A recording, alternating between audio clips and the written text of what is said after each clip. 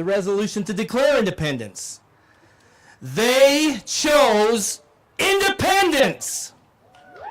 Sink or swim, live or die, survive or perish, I give my hand and my heart to this vote.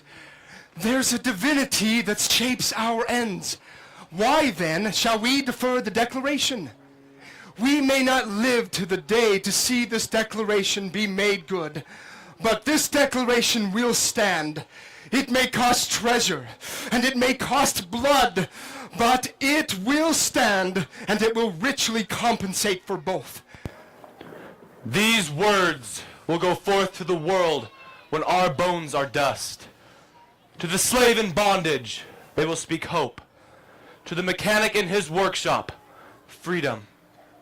That parchment will speak to kings in language both sad and terrible as the trumpet of the archangel. You have trampled on our rights of mankind long enough. At last, the voice of human woe has pierced the ear of God and called his judgment down. Sign if the next moment the gibbet's rope is around your neck.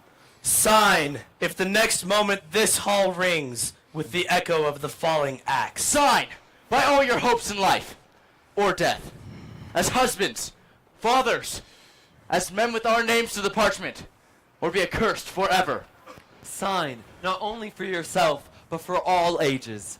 For that parchment will be the textbook of freedom, the Bible of the rights of man forever. Father, the old world is baptized in blood.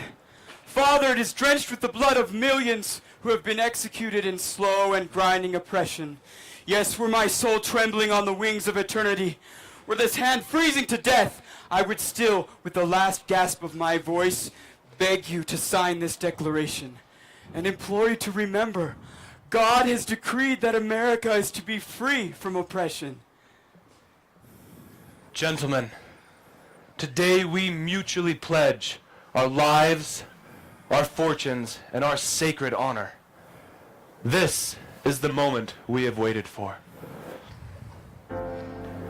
This is the moment, this is the day, when I send all my doubts and demons on their way. Every endeavor I have made ever is coming into play, is here and now today. This is the moment, this is the time, when the momentum and the moment are in rhyme. Give me this moment, this precious chance. I'll gather up my past and make some sense at last. This is the moment when all I've done, all of the dreaming, scheming and streaming, we were one. This is the day, see it sparkle and shine, when all I've lived for becomes mine. For all these years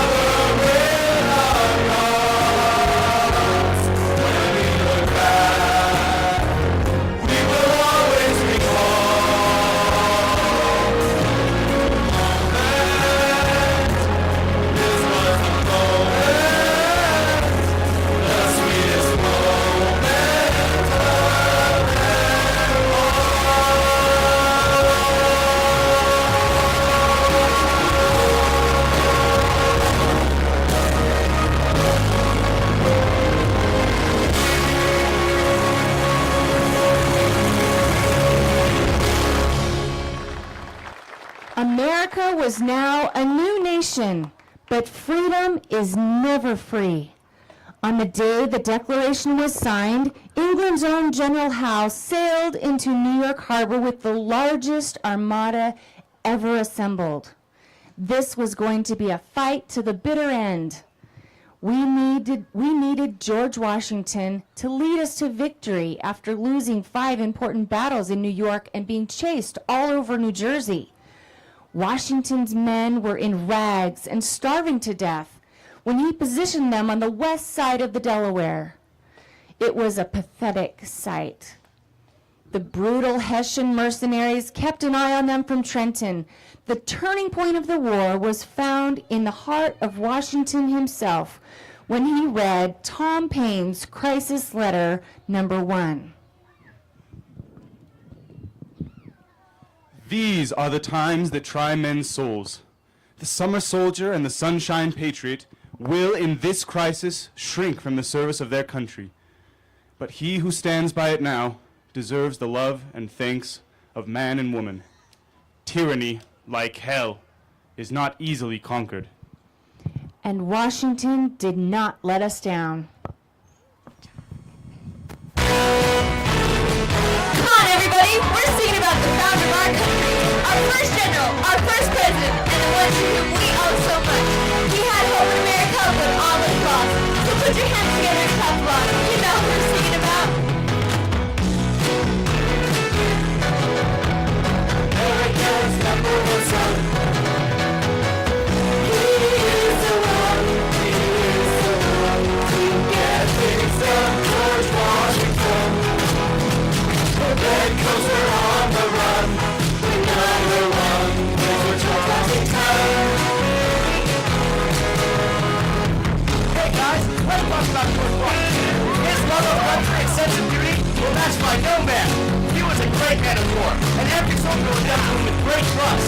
He had undying faith in it and it was for in every good cause. He was the most respected man in America and should be today.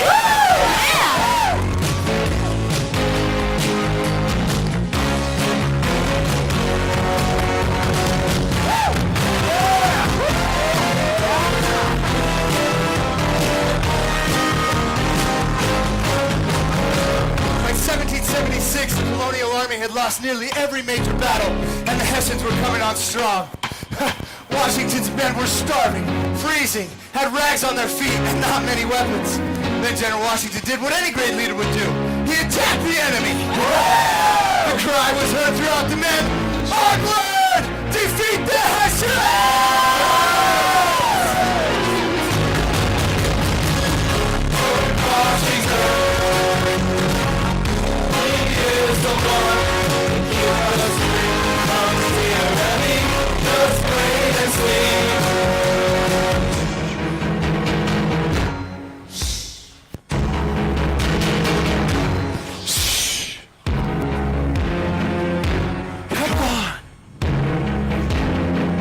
Let's go! Everybody row! Row! Row! Row! Come on, let's go! Nice and slow. Stay hard to row. Don't you know? We will top row. Oh no, oh no. Settle down. I know God is with us tonight, so pray with me. Oh dear God, oh what shall we do? We must save our country, we need help from you. Please help us through this terrible night. I ask for anything. Hurry, roll, this is war! Those has surprised one. Surprise attack in the morning. On the run, facing George Washington. Hey, woo!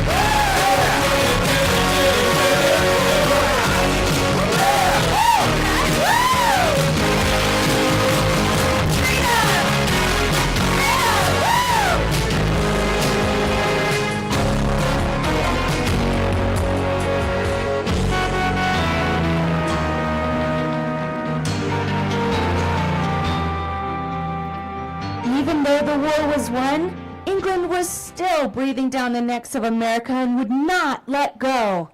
America was once again at war, the War of 1812. England bombarded Fort McHenry to break the will of the American people. However, Americans stood strong to their beliefs and were willing to once again die for freedom. Both sides had captured prisoners. Francis Scott Key was appointed to negotiate the release of the prisoners. Don't worry tonight, men. You are free. We will release you from your chains and from these boats.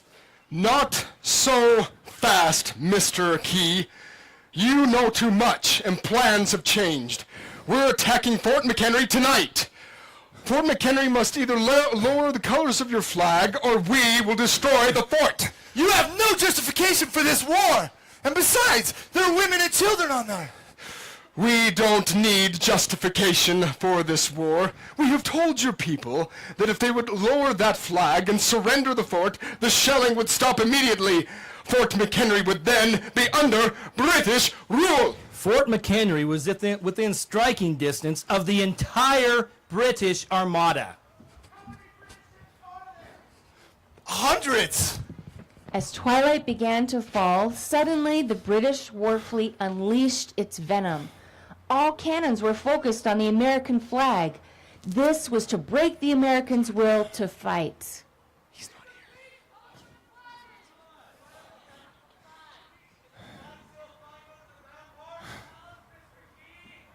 The barrage was unmerciful. When Key went below, all he could hear was the men praying.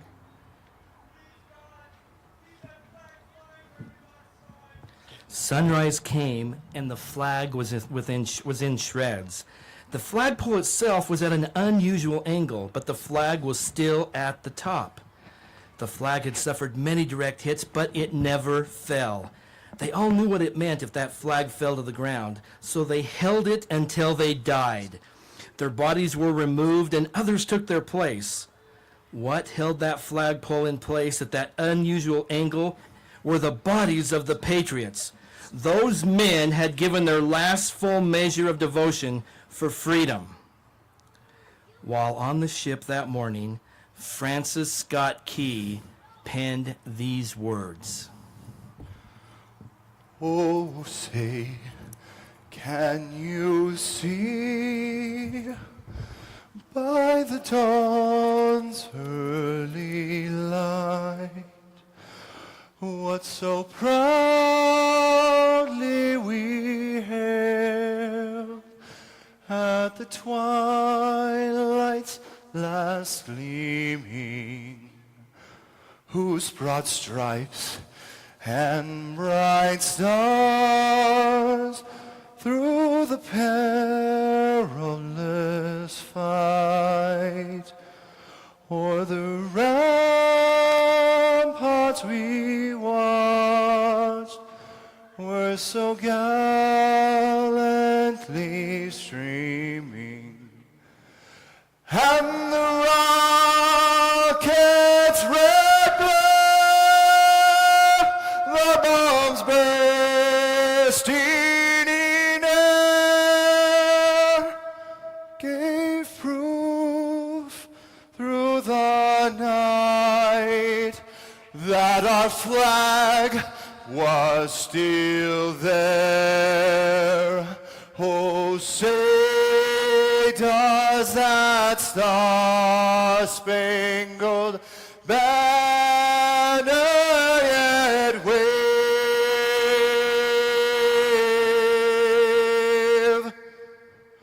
o'er the land of the free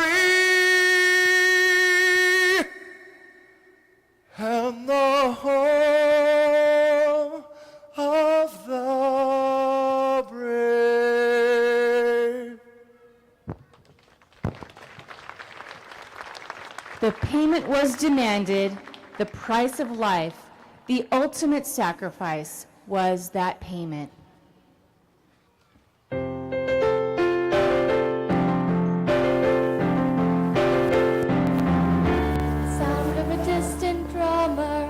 hear the trumpets call. I hear the tramp of the bandmen marching, stirring my heart and soul. I hear the stars and the stripes forever. I hear the cymbals crash. Leading away in the grand parade to my country's flag. Love of glory, in her I see the hopes of all men who would be free. My love of glory, long days away. Oh, America, the land of the brave.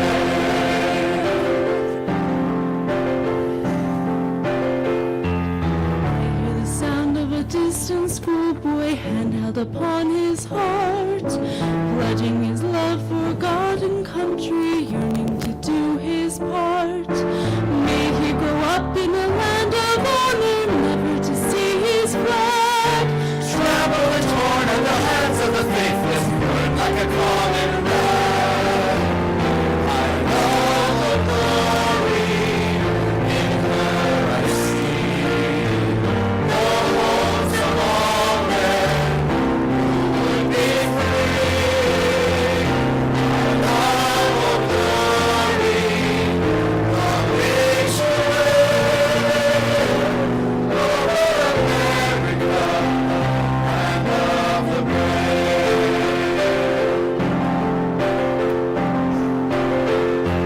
I see the wheels of a cortege rolling onto a patriot's grave. I hear the roar of a cannon volley, honoring one so brave. God rest the soul of the valiant soldier, willing to die for truth.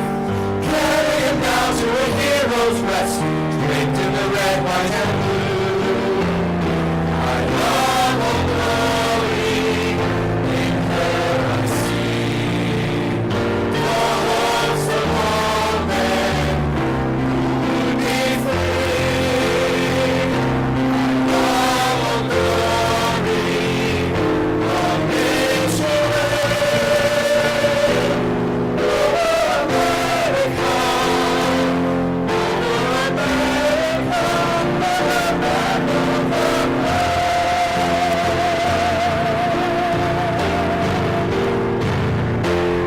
I love old glory.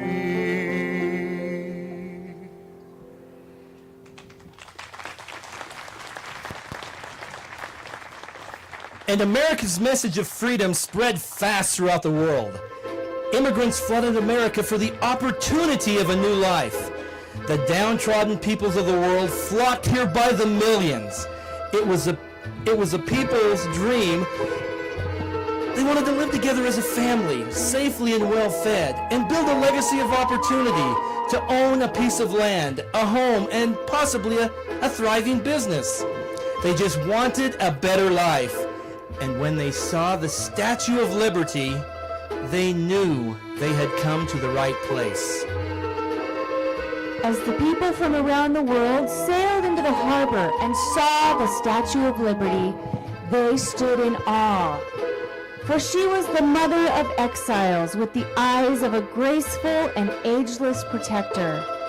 There she stood with her crown of 7 spikes shining forth and inviting the 7 continents and 7 seas of the world to come to the land of the free. Clutched in her arm were the tables of law, inscripted with the date 1776, signifying the Declaration of Independence, which formed the first nation of a truly free people. At her feet was the broken chain of tyranny that had dominated the history of the entire world until the birth of America. And in her uplifted arm rose the glowing torch, offering the light of hope to those living in a darkened world of oppression. Tears streamed down their faces and they fell on bended knees, for they knew they had found their home at last. God bless America, land that I love. Stand beside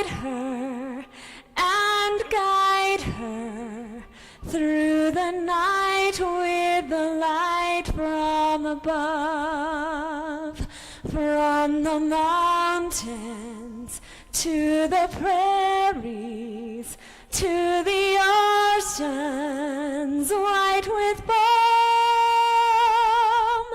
God bless America, my home, sweet home.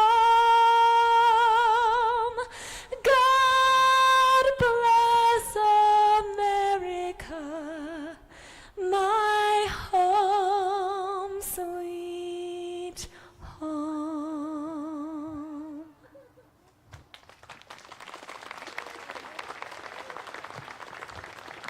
Today, freedom and independence will go forth to Americans like the voice of God. Our work will not be done until all people are equally privileged with the rights and blessings of freedom. We long for the day when our troops will come home from war. In the words of an American soldier, I am a guardian of freedom and the American way of life. In America, we are all soldiers in the responsibility of protecting and upholding freedom. The fight for freedom is not easy. It will cost blood and it will cost treasure, but we will conquer all foes, and glory will be our reward. We will never accept defeat, and we will never quit. United we stand, divided we will fall. And may God continue to bless America.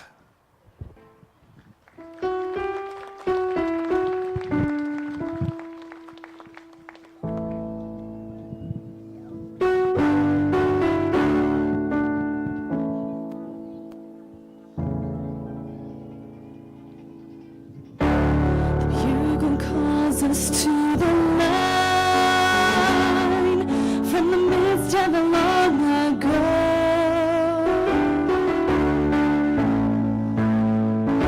See how the battle sabers shine, and the shadows the flags all throw.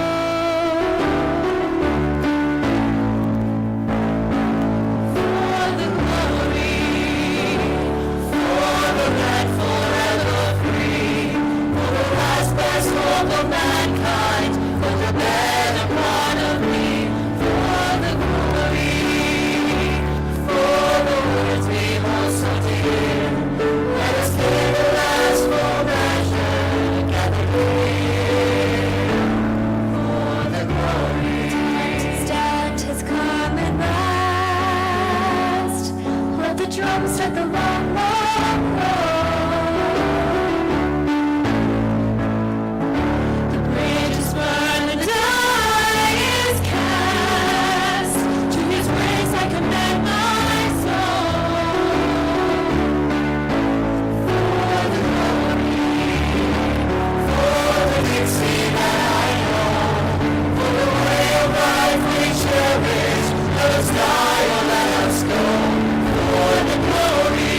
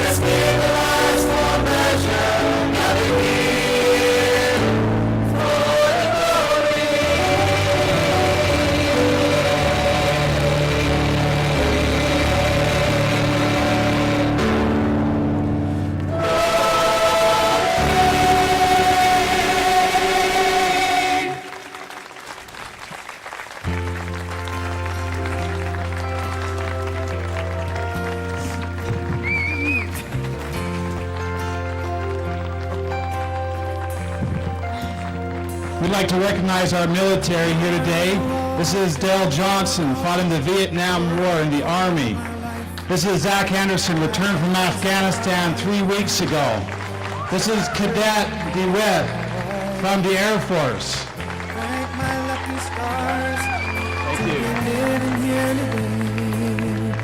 Because the flag still stands for freedom, and they can't take that away. And I'm proud to be an American, where at least I know I'm free. What is America to me? A name, a map, or the flag I see. A certain word, it's liberty. What is America to me?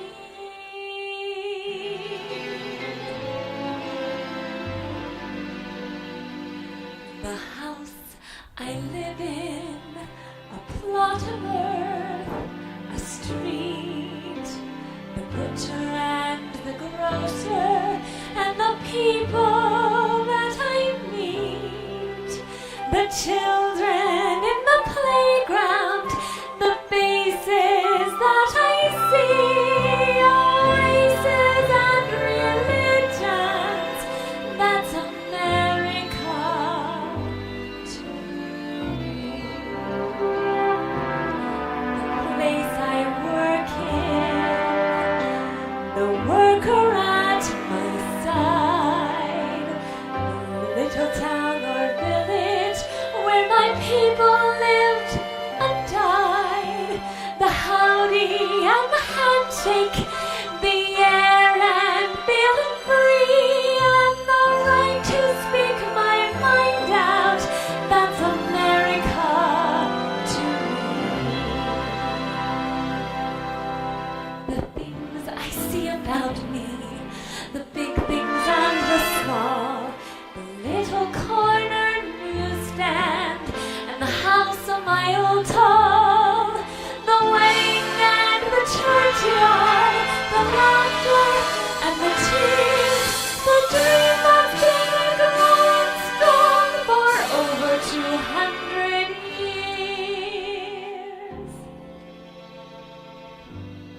The place I live in, the street, the house, the room, the pavement of the city, and the garden all in bloom, the church, the school, the clubhouse, the million lights I see, but especially the people.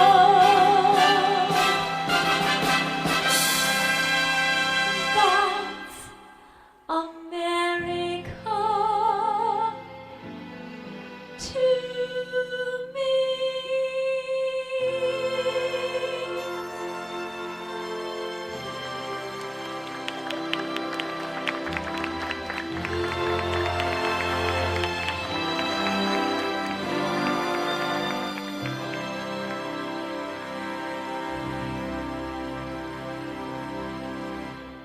Spirit of freedom and liberty lie in the hearts of all nations. A spirit that declares that all people should be free of tyranny and oppression. A spirit required by all men to know and understand their natural, God-given rights. From the beginning of time and throughout history, men and women have cried out and fought to champion the cause of freedom, the individual worth of man, and the protection of their rights.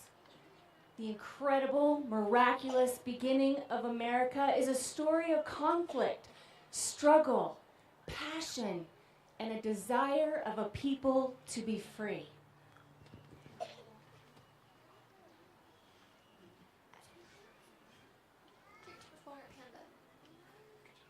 America, we are thy sons, and we shall keep thee free. For in our veins there flows the blood of Washington and Lee. No foreign flag upon thy sod shall we allow to stand. No iron shackles from abroad shall touch thy foot or hand. They mock thy army, say 'tis small, thy navy too they scorn. Have they forgot the laurels won since freedom here was born?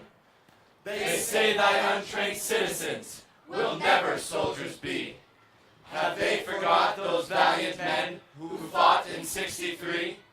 America, thy sons are true, and if thou wilt but call, 10 million men will give to thee their homes, their lives, their all. For thou dost stand for what is right, for freedom of the seas. God grant Old Glory may always float, forever in the breeze.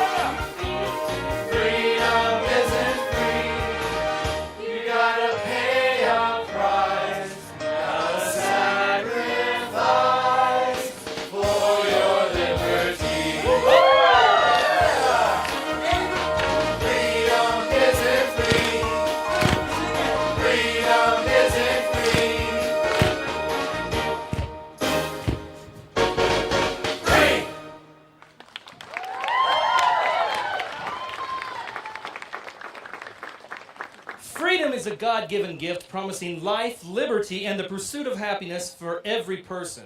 But freedom is not easy to come by, and it is not free. It usually comes with a price, and that price may even be that of one's own life. In the early 1400s, Saint Joan of Arc, heroine of France, cried out as she tried to champion the cause of freedom, and boldly, at age 17, led the French army to deliver France. When Joan was just 13 years old, she heard a voice calling her to deliver France from England, and boldly and heroically she convinced the King of France to make her the military leader of their armies. Now let's travel back in time and let's meet this young heroine.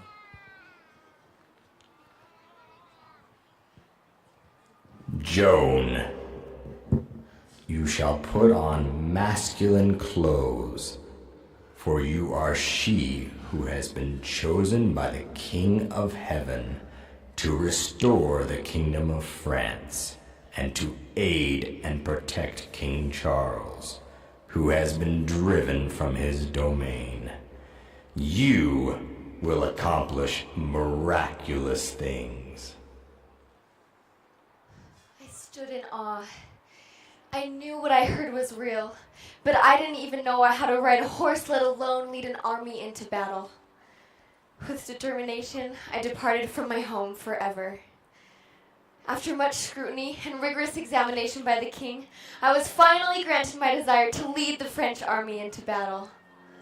Know all men that the most illustrious Charles, by the grace of God, King of France, is pleased to confer upon his well-beloved servant, Joan of Arc, the title, emoluments, and authorities of General-in-Chief of the armies of France.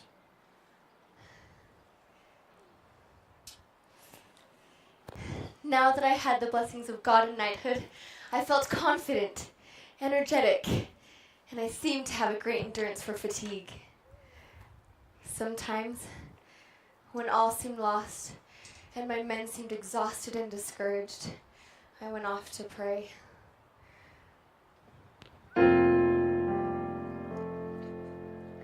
Lord, give me strength. Lord, give me courage as this young girl in armor fights against the foe.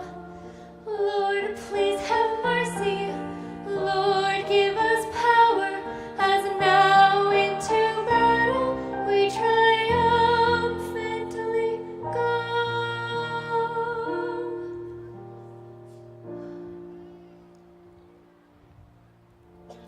Lord, please have mercy. Lord, give us power as now into battle we triumphantly go.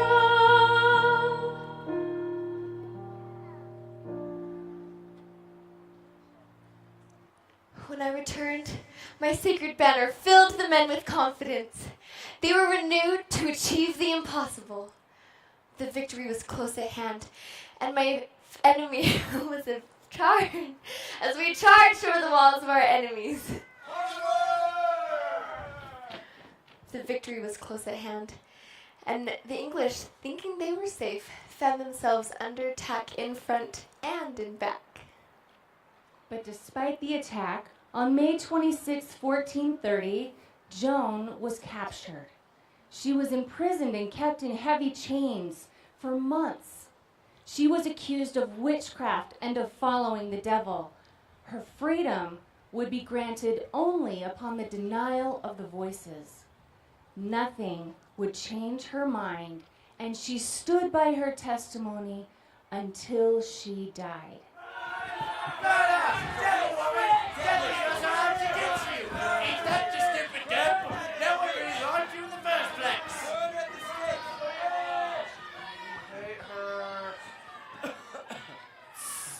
The fires were ignited around the stake, and they gave her one more chance to recant.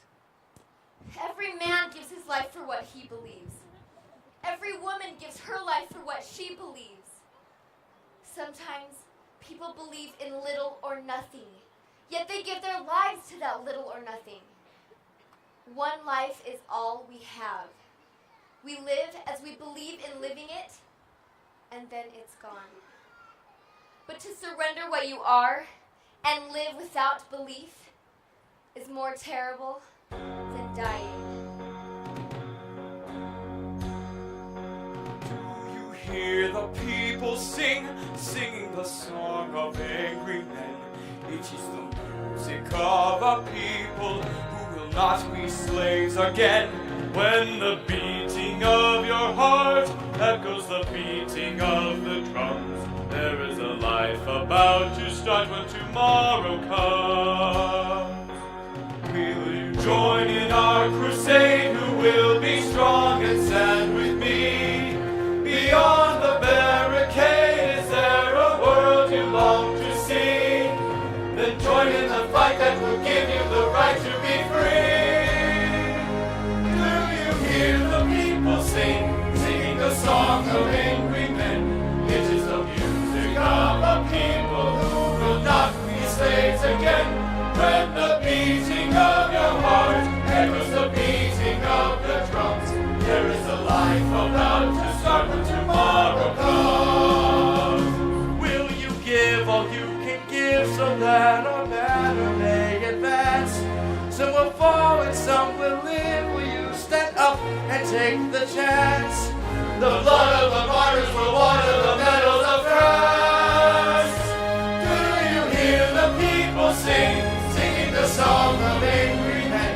It is the music of a people who will not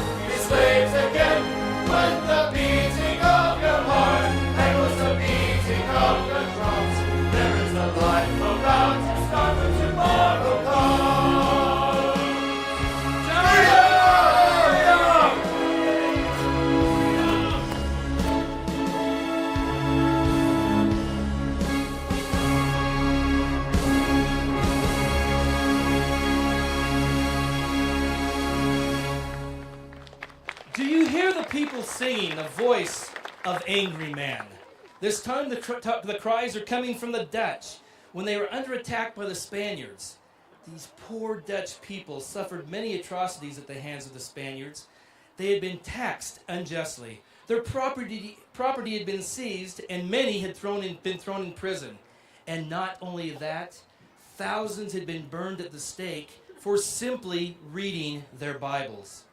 Peter van der Werf was a burgermeister, and he did everything within his power to rescue the Dutch people and their land from the cruel bonds of oppression. But the people were starving, and thousands had already died. The few remaining were surviving on cats, rats, and dogs. Babies were dying in their mother's arms. Disease was rampant, and dead bodies lie everywhere. Still, the survivors held out and would do anything for their freedom. However, there were a few that wanted the burgermeister to give up. Would you have me surrender? I have taken an oath to hold the city. May God give me strength to keep it. Here, take my sword, plunge it into my body, divide my flesh to appease your hunger, if you will. But God helping me, I will never surrender. You call us rat-eaters? We are! But so long as you hear a dog bark within these walls, you may know that the city holds out. We will eat our left arms and fight with our right.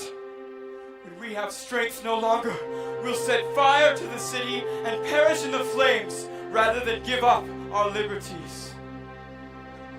David walked into the valley with a stone clutched in his hand. He was only a boy, but he knew someone must take a stand. There will always be a valley, always mountains one must scale. There will always be perilous waters which someone must sail. Into valleys, into waters, into jungles, into hell.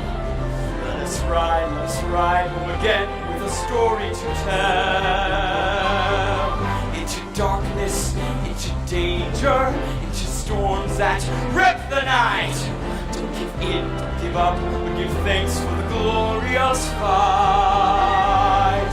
You can tremble, you can fear it, but keep your fighting spirit alive, boys. Let the shiver and sting you fling into battle, spring to your feet, boys. Never hold back your step for a moment. Never doubt that your courage will grow. Hold your head even higher as into the fire we go. Men, if we don't stand for something, we will fall for anything. Are there mountains that surround us? Are there walls that block the way? Knock them down, strong back boys, and forward into the fray.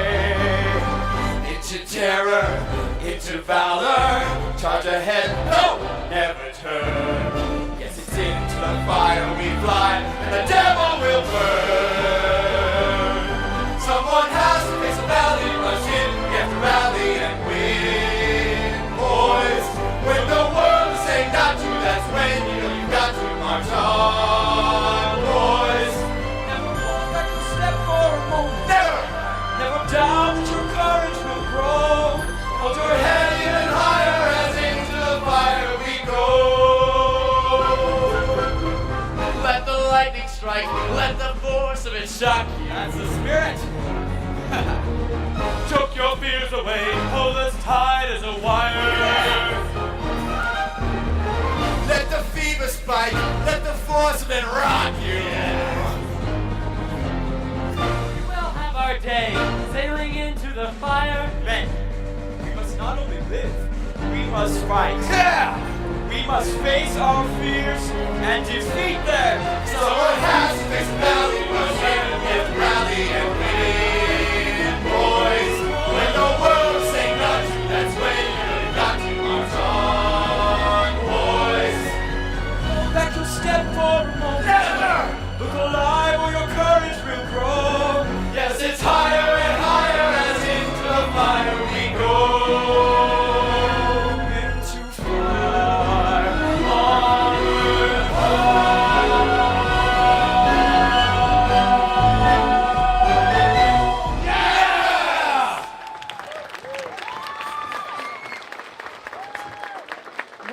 200 years later, at the turn of the 16th century, we hear another cry for freedom.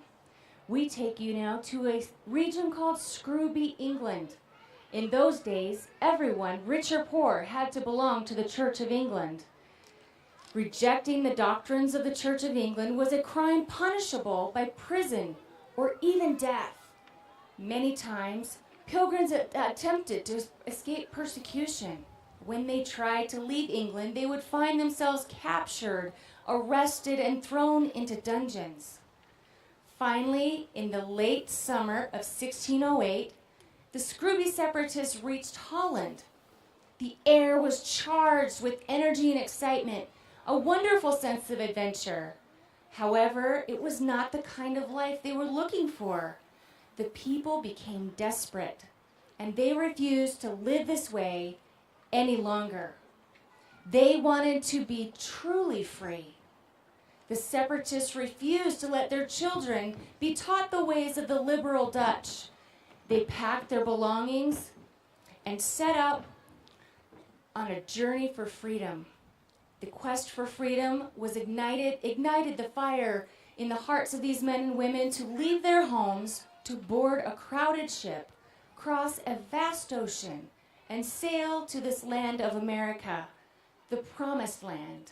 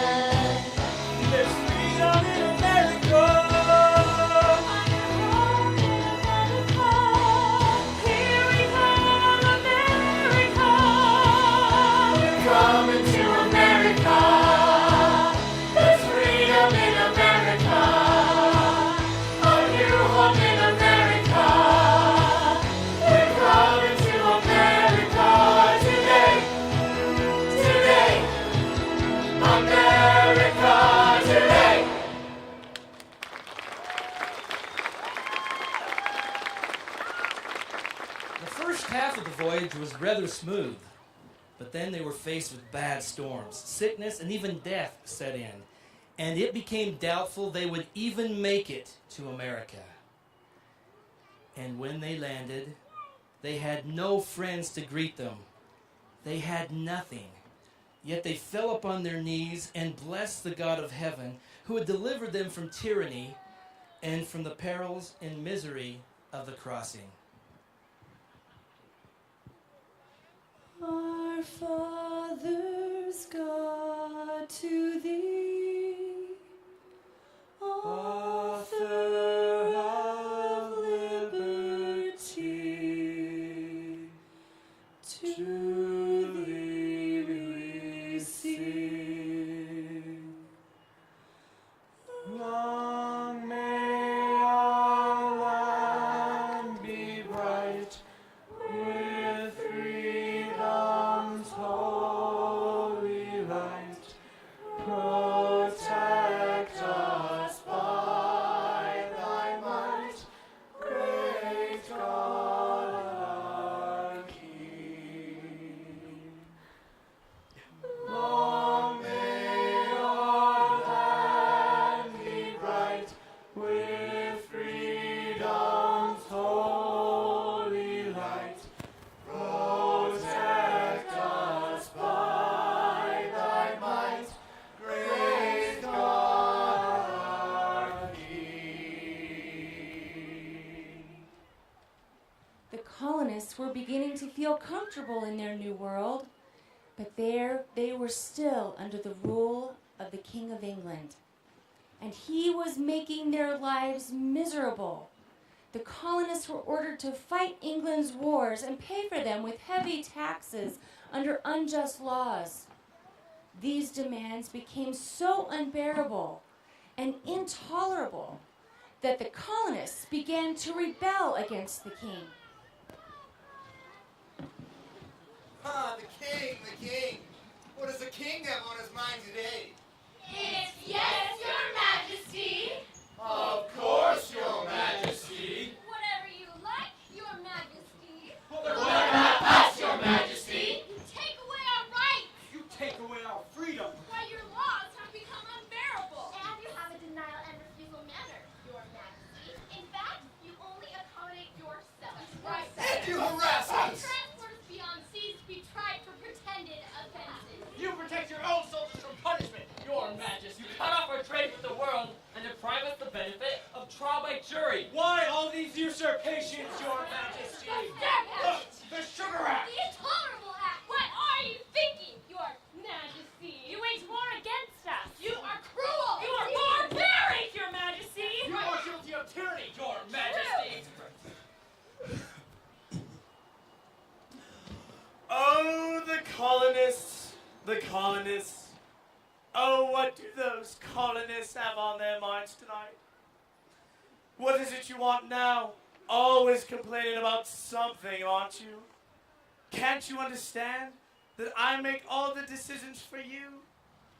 For I am the king, and you shall say, yes, your majesty, to everything I tell you. No, your majesty. Yeah. It's war, your majesty. A revolution, your majesty. Yes, your majesty, the answer is war. And war it shall be. The air was supercharged with the buzz and the fervor of revolution. People could smell it in the air and feel it in their bones. It was Patrick Henry who ignited that spark as he spoke these famous words to the Virginia representatives. Sir, we have done everything that could have been done to avert the storm which is now coming on. We have petitioned, we have remonstrated, and we have prostrated ourselves from before the foot of the throne and have implored its interposition to arrest the tyrannical hands of the ministry and parliament. Our petitions have been slighted. Our remonstrances have produced additional violence and insult, and we have been spurned with contempt from before the foot of the throne. In vain after these things may we indulge in the fond hope of peace and reconciliation. There is no longer any room for hope. If we wish to be free, if we mean to preserve inviolate those inestimable privileges which we have been so long contending, and which we have pledged ourselves never to abandon until the glorious object of our contest shall be obtained, we must fight. I repeat it, sir, we must fight. An appeal to arms and the God of hosts is all that is left us. They tell us, sir, that we are weak, unable to cope with so formidable an enemy. But when shall we be stronger? Will it be next week? Will it be next year? Will it be when we are totally disarmed and a British guard shall be stationed in every house? Shall we acquire the means of effectual resistance by lying supinely on our backs and hugging the delusive phantom of hope until our enemies shall have bound us both hand and foot? Sir, we have done everything that could have been done to avert the storm which is now coming on. We have petitioned, we have remonstrated, and we have prostrated ourselves from before the foot of the throne. Sir, there is a just God that presides over the destinies of nations, who will raise up friends to fight our battles for us. The battle, sir, is not just to the strong alone. It is to the vigilant, the active, the brave. Besides, sir, we have no election. If we were base enough to desire it, it is now too late to retire from the contest. Our chains are forged, and their clanking may be heard on the plains of Boston. The war is inevitable, and let it come.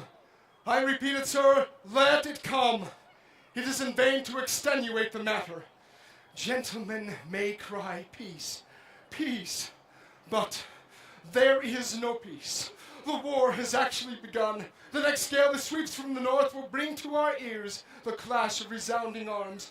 Our brethren are already ready in the field. Why stand we here idle? What is it the gentlemen wish? What would they have?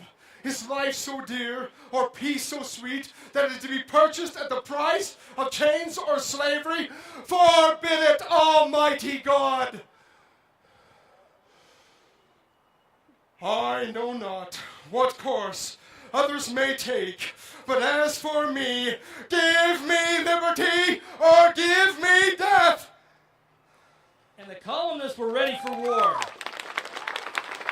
A few brave men warned the Minutemen of Lexington and Concord that the British were coming.